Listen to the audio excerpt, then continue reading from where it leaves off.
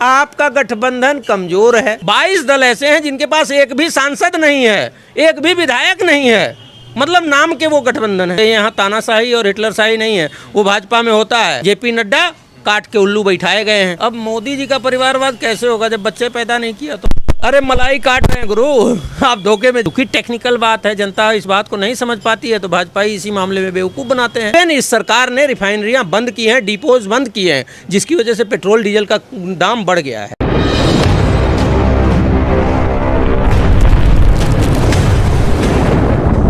नमस्कार, अभी हमारे साथ कांग्रेस के वरिष्ठ प्रवक्ता वैभव कुमार त्रिपाठी मौजूद हैं।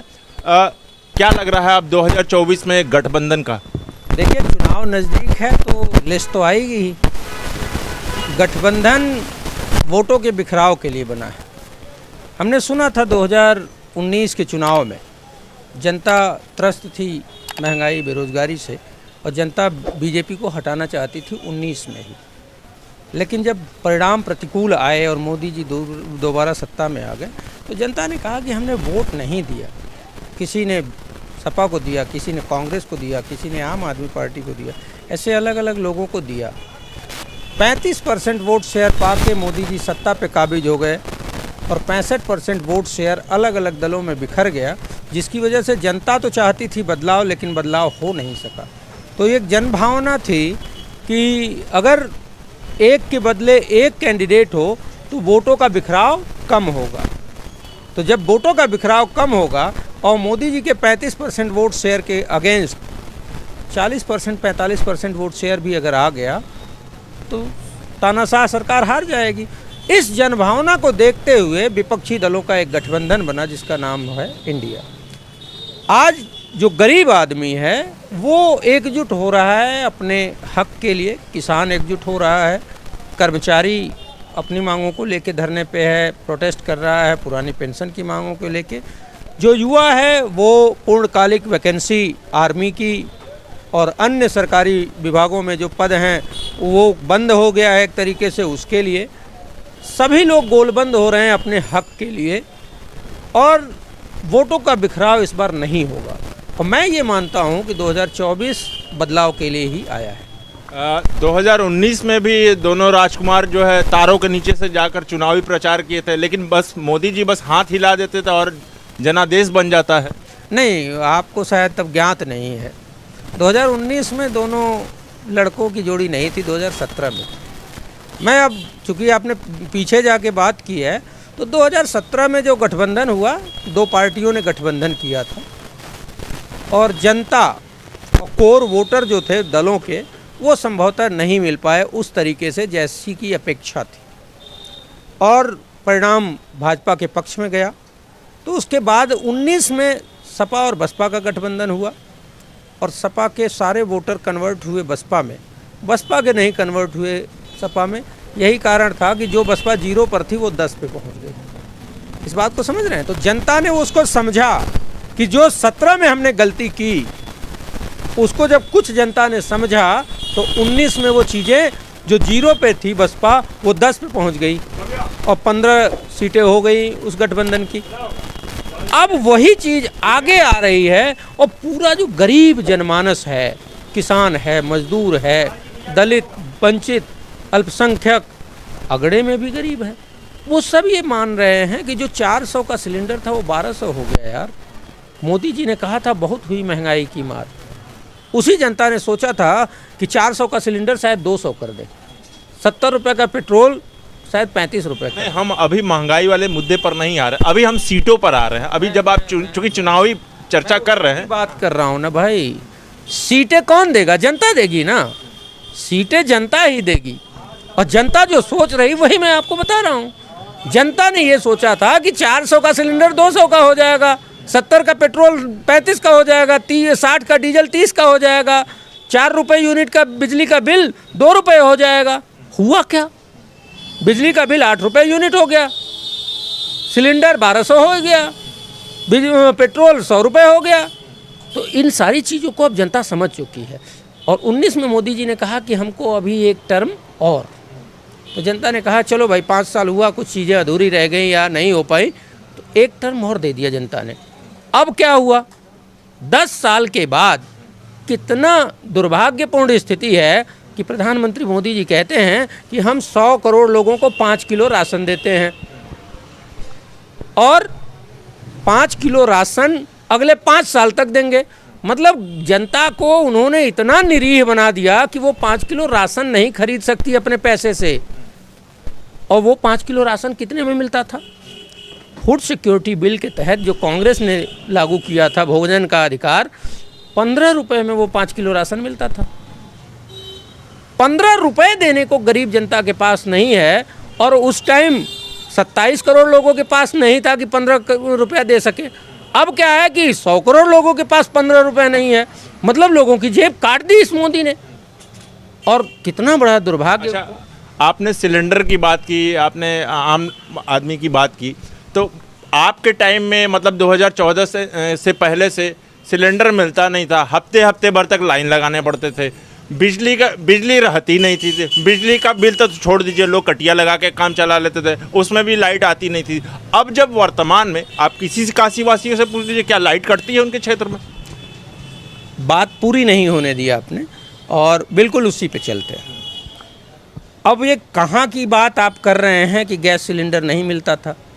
भाई तब गैस सिलेंडर बुक करते थे 1 सप्ताह बाद मिलता था, तो व्यक्ति समय से पूर्व बुकिंग करता था और 400 रुपये में सिलेंडर ले लेता था। तत्काल मिल जाता। सुन लो, अब तत्काल मिल जाता है और वो 1000-1200 में मिलता है। उस गरीब आदमी को पूछो कि का भैया हम तो के सिलेंडर 10 दिन बाद देब, 400 कल देब, ऊ लेबा कि हम तत्काल आज देते हैं 1000 के देब, 1200 के देब, ऊ लेबा। क्या आएगा जनता का जवाब? भूख आपको अभी लगेगी तो 1 हफ्ते बाद नहीं खाना बनाएंगे। भूख, अरे आप जनमानस से इस बात पे सवाल कीजिए, मैं आपको चैलेंज करता हूँ। वो जनता कहेगी 400 का सिलेंडर मैं 1 हफ्ते 10 दिन बाद ले लूँगा, मैं 10 दिन पहले उस सिलेंडर को बुक करा लूँगा। बस बुकिंग कराने पे ना, ये जो बात आप कह रहे हैं, सब्सिडी दे रही है सरकार। कहाँ 400 रुपये की सब्सिडी है।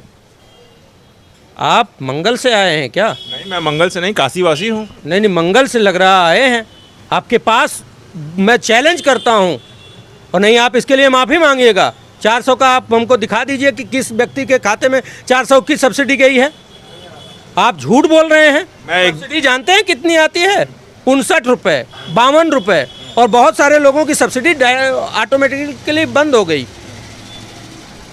इस बात के लिए पहले रिसर्च करिए। अब मैं आ जाता हूं उस मुद्दे पे कि एक तरफ जो जनता को मोदी जी कहते हैं कि 100 करोड़ लोगों को 5 किलो राशन देते हैं, जिसके पास 15 रुपये नहीं है उस राशन को खरीदने के लिए, उस जनता के साथ कितना बड़ा धोखा कर रहे हैं मोदी जी कि उस जनता को 400 का सिलेंडर 1200 में दे रहे हैं। इस बात को सोचिए ना कि आप 5 किलो राशन के लिए 15 रुपये नहीं चुका पा रहे हैं और आप 1000 का सिलेंडर खरीदेंगे, 1100 का सिलेंडर खरीदेंगे, कैसे खरीद पाएंगे? महीने में 1 सिलेंडर, महीने में मेरी बचत क्या हुई? मोदी जी के आने के बाद 15 रुपये का राशन मिल गया भाई, मेरी बचत हो गई 15 रुपये। और 1 महीने में 1 सिलेंडर लगता है, जेब कितनी की कटी? 400 की जगह 1200, 800 रुपये कट गई। तो मुझे भैया मुफ्त का राशन नहीं चाहिए। नहीं तो उस समय बाजार के हिसाब से वो तेजी होती है, बाजार के हिसाब से इंफ्रास्ट्रक्चर बनते हैं, बाजार के हिसाब से इकोनॉमिक चलती है।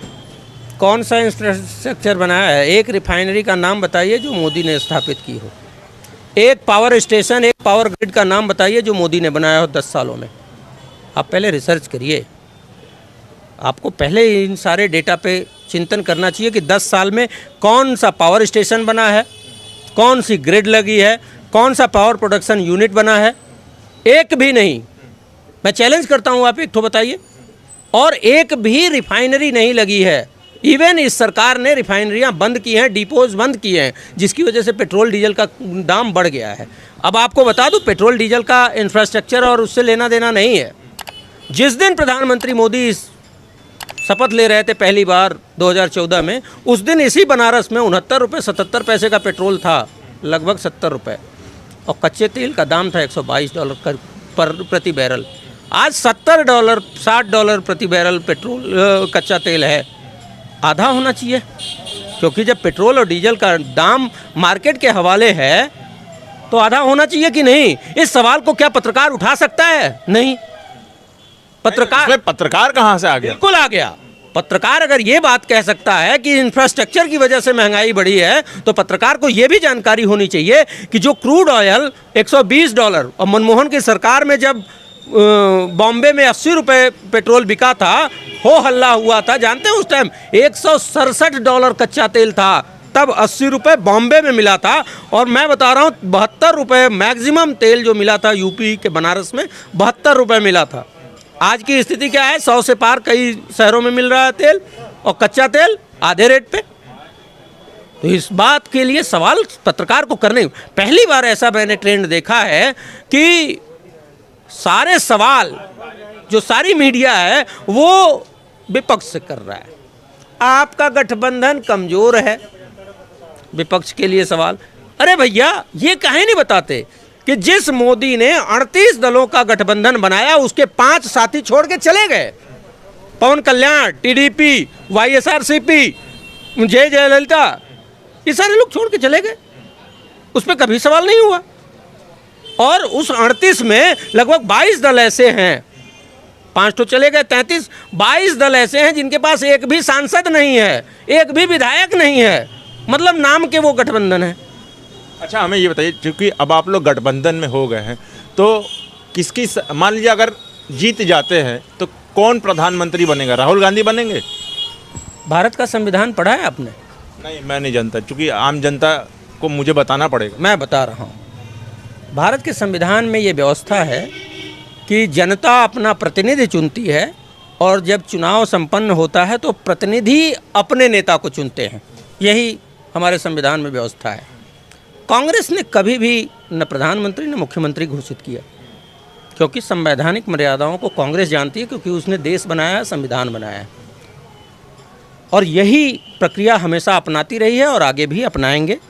कांग्रेस के राष्ट्रीय अध्यक्ष माननीय मल्लिकार्जुन खड़गे जी ने खुले मंच से बोला ये बात, जबकि कुछ हमारे घटक दलों ने कहा कि नहीं, मल्लिकार्जुन जी को प्रधानमंत्री का दावेदार घोषित करना चाहिए। लेकिन उन्होंने कहा ऐसा नहीं है, जो हमारे संविधान में व्यवस्थाएं हैं हम उसी के तहत पहले हम चुनाव जीतेंगे, फिर सभी लोग बैठ के एक आम सहमति से प्रधानमंत्री तय करेंगे। और ये हम यूपी की बात कर रहे हैं, यूपी से कौन होगा? नहीं, यूपी प्रधानमंत्री नहीं, ठीक है, हम यूपी की बात करेंगे। जैसे यूपी में अब सीटों को लेकर बंटवारे के लिए अजय राय जी के बीच में और अखिलेश यादव में सीटों के बंटवारे के कुछ अनबन हुए थे, तो अब मान लीजिए अगर हो जाता है तो इसमें कौन बनेगा? हो जाता है। अरे भाई, आप सोए थे, सीटों का बंटवारा हो चुका है, 17 सीटों पर कांग्रेस लड़ रही है, फाइनल है वो, और उसमें कांग्रेस अपने कैंडिडेट घोषित करेगी, समाजवादी पार्टी अपने, और सभी एक होके जन भावनाओं के अनुरूप बिखराव को रोकेंगे और भाजपा को हराएंगे। और यूपी से प्रधानमंत्री नहीं बनता है या बंगाल से नहीं बनता है, पूरे देश के सांसद मिल के प्रधानमंत्री चुनते हैं। यहाँ तानाशाही और हिटलरशाही नहीं है, वो भाजपा में होता है। वहाँ विधायक का भी टिकट मोदी तय करेंगे। जेपी नड्डा काट के उल्लू बैठाए गए हैं। हिम्मत है कि जेपी नड्डा कह देंगे कि नहीं, ये यहाँ से इनको सांसदी लड़ाएंगे? हिम्मत है नहीं है। जब तक मोदी अमित शाह नहीं कहेंगे तब तक कुछ नहीं होगा। प्रधानमंत्री झारखंड से संबोधन में कहे हैं कि जैम वाली स्थिति पर, मतलब जमकर खाओ वाली नीति पर कहे हैं कि वो कांग्रेस जो है परिवारवाद करती है, इस तरह की करती है। मुझे लगता है कि सुषमा स्वराज की बेटी इस बांसुरी स्वराज को टिकट दिया है, शायद परिवारवाद की परिभाषा में वो फिट नहीं बैठता। राजनाथ के बेटे को भी विधानसभा दिया, वो परिवारवाद नहीं है। अब मोदी जी का परिवारवाद कैसे होगा जब बच्चे पैदा नहीं किया? तो मोदी जी का अगर बेटा होता तब ये देखा जाता, कसौटी पे कसा जाता कि जो प्रधानमंत्री है वो अपने बेटे को सांसदी विधायकी का टिकट दे रहा है कि नहीं। उन्होंने अपने जीवन का काल जो है वो देश के समर्पित कर दिया। अरे मलाई काट रहे हैं गुरु, आप धोखे में जी रहे हो। कहाँ से मलाई काट रहे हैं? जिस सुख सुविधा में एक तरफ जहाँ पुलवामा में हमारे जवानों को एयरक्राफ्ट नहीं दिया, 42 जवान शहीद हो गए, दूसरी तरफ प्रधानमंत्री अपने लिए 2 एयरक्राफ्ट खरीदते हैं, बहुत वेल इक्विप्ड। उसमें रातों रात सर्जिकल स्ट्राइक हो गया था। अरे भैया, सर्जिकल स्ट्राइक मोदी जी ने किया था। आपको सर्जिकल स्ट्राइक का इतिहास पता है क्या? हमारा सर्जिकल स्ट्राइक आपको याद ही नहीं आता है। विश्व का सबसे बड़ा सरेंडर, 95,000 पाकिस्तानी सैनिकों को हमने एक रात में सरेंडर कराया था। ये हुआ था क्या? आप भूल जाते हैं। एक देश को हमने 2 टुकड़ों में बांट दिया, इसलिए नहीं कि हम तानाशाही चाहते थे, इसलिए नहीं कि हमको अपना सिक्का चलाना था, इसलिए कि जो पीड़ित लोग हैं उनके न्याय की लड़ाई हम लड़ते हैं। आप लोगों ने कश्मीर के लोगों को भी धारा 370 में भी बांध दिया था। जानते हैं कश्मीर कैसे भारत में शामिल हुआ? कश्मीर तो भारत का हिस्सा है ना? कैसे? ये इतिहास, तो आप बताएंगे ना। इतिहास में जाइए। राजा हरि सिंह, जो अंग्रेजों ने कहा था कि जो राजा विलय नहीं करना चाहेगा उसको आप ज़बरदस्ती नहीं करा सकते विलय, ये कहा था ना। इसी तहत आज़ादी मिली थी ना। उस शर्त को वायलेट कर देते क्या आप?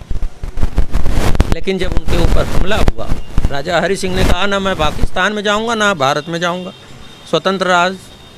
जूनागढ़ में भी यही हुआ। और दोनों की परिस्थितियां क्या थीं? जूनागढ़ में हिंदुओं का राजा मुस्लिम और कश्मीर में मुस्लिमों का राजा हिंदू, और दोनों ने ये बात कही थी। और जब हमला हुआ तो उसके बाद राजा हरि सिंह ने कहा तो हमको धारा 370 के तहत हमने उस कश्मीर को भारत का अभिन्न अंग बनाया। और ये धारा 370 हटा के इन्होंने जो लाइन ऑफ कंट्रोल था उसको इंटरनेशनल बॉर्डर डिक्लेयर किया इस सरकार ने। इस बात की जानकारी जो गरीब आदमी को नहीं है, उसको छल रहे हैं भाजपा के लोग, मोदी।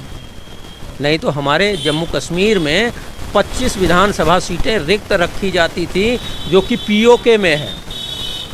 ठीक है, हम ये मानते थे कि वो उस पीओके को भी हम लेंगे, लेकिन इन्होंने जब उसको इंटरनेशनल बॉर्डर 370 हटाने के बाद डिक्लेयर कर दिया तो अब तो वो हमारा हिस्सा ही नहीं रहा।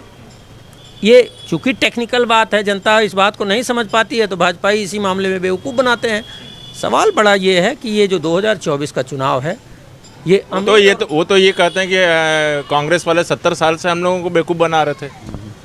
कांग्रेस वाले 70 साल से बेवकूफ़ नहीं बना रहे थे, कांग्रेस वालों ने 70 साल में देश बनाया। और ये जो बोल रहे हैं ना झूठ गला फाड़ फाड़ के, उनको बोलने लायक हमने बनवाया।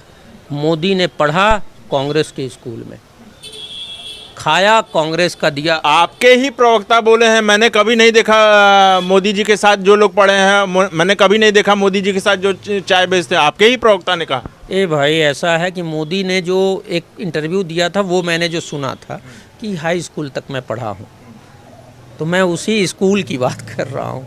मैं ये नहीं कह रहा था कि उस सब्जेक्ट में पीएचडी है जो सब्जेक्ट है एग्जिस्ट नहीं करता पूरे वर्ल्ड में, तो मैं वो नहीं कहता।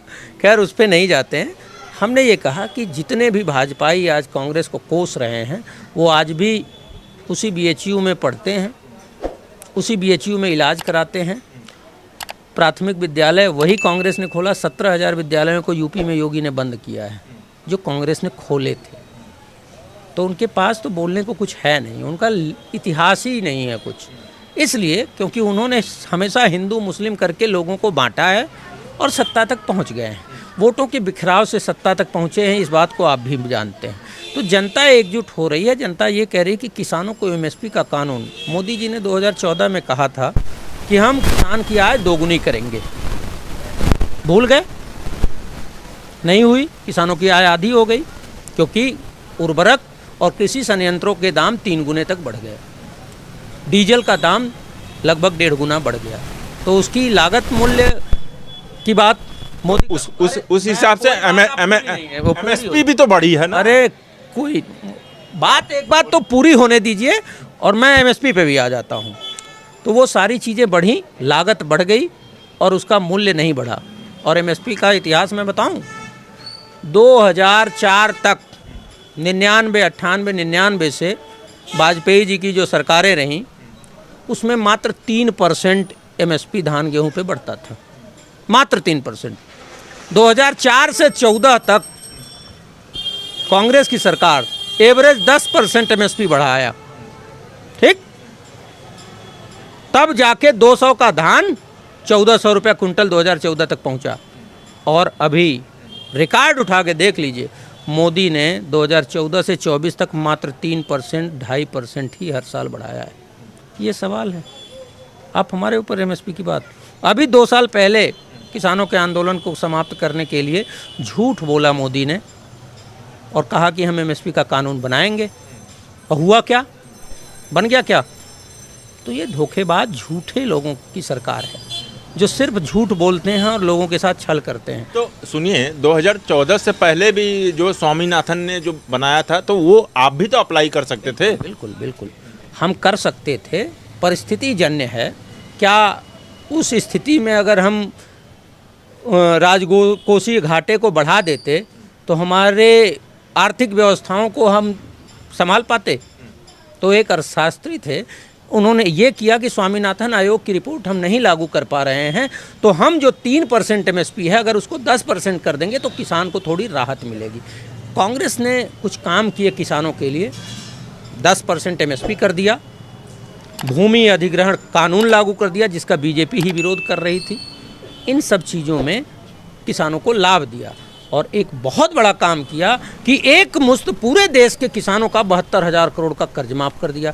इन तीनों कदम से किसान की जो स्थिति खराब थी वो ठीक हो गई, किसान थोड़ा खुशहाल हो गया। मैं ये नहीं कहता कि किसान बहुत अच्छी स्थिति में आ गया, लेकिन एटलीस्ट इन 3 कानूनों से आज भी जहाँ किसान की ज़मीन अधिग्रहित होती है उसको लाभ मिलता है जब, तो वो कांग्रेस का धन्यवाद करता है। और मैं आपको बता दूं, यही अमूल की जो फैक्ट्री अभी मोदी जी उद्घाटन करके गए हैं, उसमें जिन किसानों की ज़मीन गई है, इस मोदी और योगी की सरकार ने आज तक मुआवजा नहीं दिया है।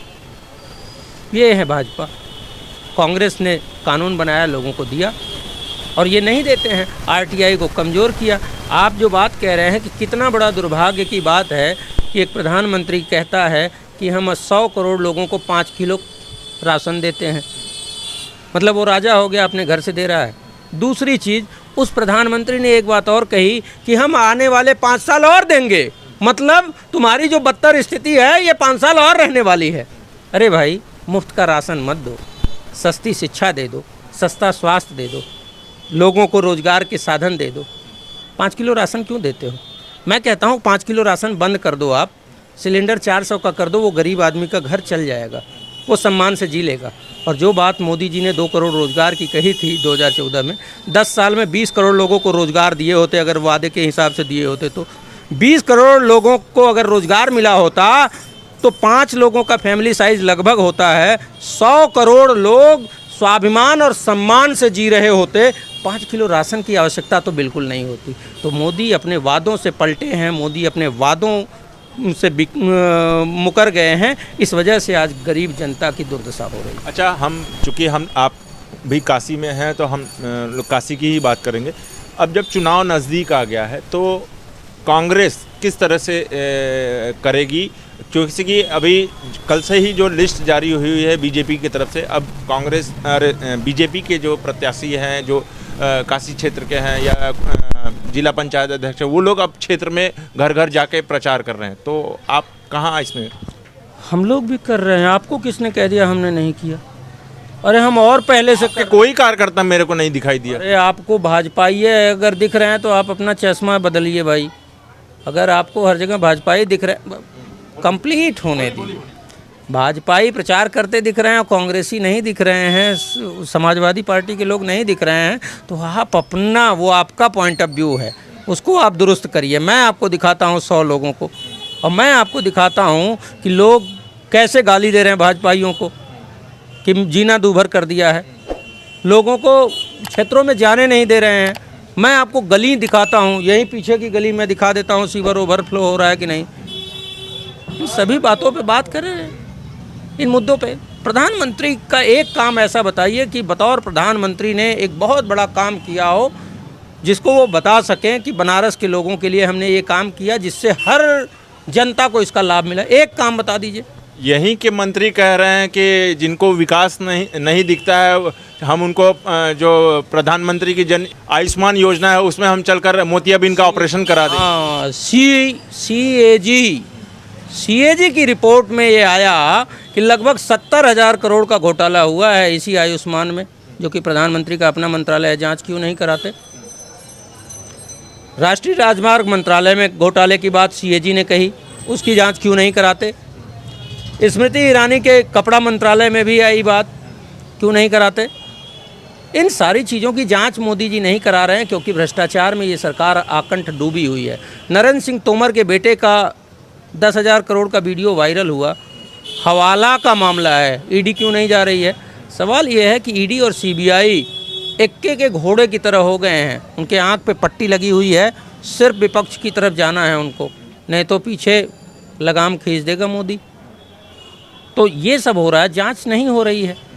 और वो आयुष्मान की बात आप कर रहे हैं, आयुष्मान चलिए प्राइवेट हॉस्पिटल वाले कह रहे हैं कि हम नहीं एंटरटेन करेंगे, है हिम्मत क्या कर दें? अगर आयुष्मान इतना प्रभावी था तो मोदी जी राजस्थान में क्यों कह रहे थे कि गहलोत की चिरंजीवी योजना को हम आगे बढ़ाएंगे? क्यों कहा? इसलिए कहा क्योंकि इसका आयुष्मान फेल है, गरीब आदमी के घर बिक जा रहे हैं इलाज कराने में, और राजस्थान में एक चवन्नी खर्चा नहीं होता था। और कांग्रेस और विपक्षी दलों का एक विजन है कि सबको सस्ती शिक्षा, स्वास्थ्य, जीने का अधिकार, नौकरी, ये सारी चीज़ें हम देंगे। कांग्रेस के वरिष्ठ नेता राहुल गांधी ने कहा कि हम एमएसपी का कानून लागू करेंगे। उन्होंने कहा हम पूरे देश में पुरानी पेंशन योजना लागू करेंगे। हमारी बगल में बिहार में सरकार थी, नीतीश 17 साल में भर्ती नहीं कर पाए, और जैसे ही इंडिया गठबंधन में वो आए, तेजस्वी ने हाथ पकड़ के 2.5 लाख लोगों की नियुक्ति करा दी, जबकि नीतीश ने तो उनके पास भेजा था एक सेक्रेटरी को कि समझा दो कि नहीं, नियुक्ति नहीं करनी है। उसने कहा नहीं करनी है, हमारा ये वादा है, तो तेजस्वी ने नौकरी दिला दी। राहुल गांधी कहते हैं कि अग्निवीर को हम ख़त्म करेंगे और पूर्णकालिक ज्वाइनिंग कराएंगे आर्मी में। ये सारी बातें हैं। तो पूरे देश के सामने कांग्रेस और इंडिया गठबंधन का विजन है कि हम क्या करेंगे, और ऐसा नहीं है कि हम बोगस बातें करते हैं मोदी की तरह, हमने करके दिखाया है।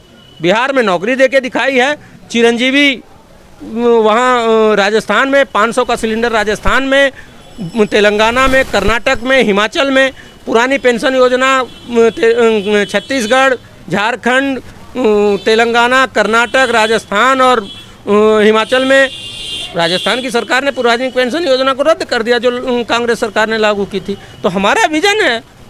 ये तो कहते हैं कि नहीं जी हमारे पास 8वां, निर्मला सीतारमण ने अभी संसद में बोला है कि हम 8वां वेतन नहीं लागू कर सकते क्योंकि हमारे पास पैसे नहीं हैं, लेकिन गरीब का घर बनेगा 2 लाख रुपए, 1.5 लाख रुपए, 2.5 लाख रुपए।